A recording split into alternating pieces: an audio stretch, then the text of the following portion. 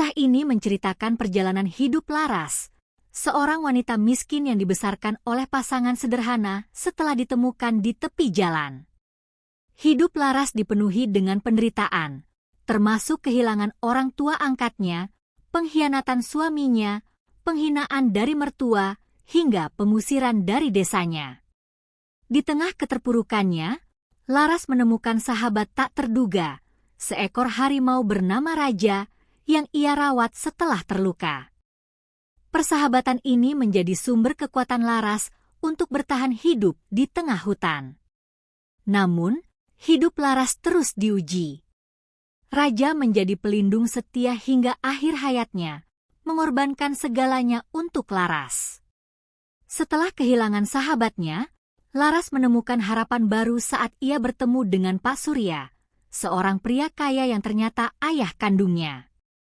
Tes DNA membuktikan bahwa Laras adalah anak yang diculik bertahun-tahun lalu, membuka babak baru dalam hidupnya. Dengan kehidupan baru yang layak, Laras tidak melupakan masa lalunya. Ia memilih untuk membantu orang-orang miskin dan tertindas, membangun sekolah dan pusat pelatihan.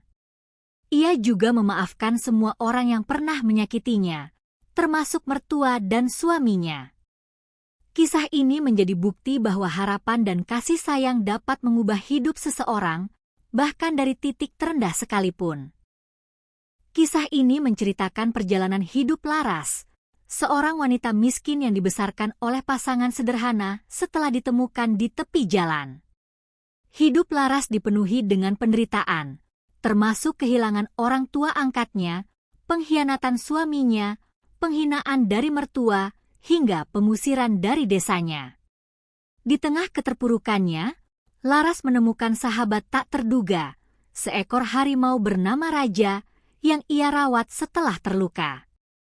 Persahabatan ini menjadi sumber kekuatan Laras untuk bertahan hidup di tengah hutan. Namun, hidup Laras terus diuji. Raja menjadi pelindung setia hingga akhir hayatnya, mengorbankan segalanya untuk Laras.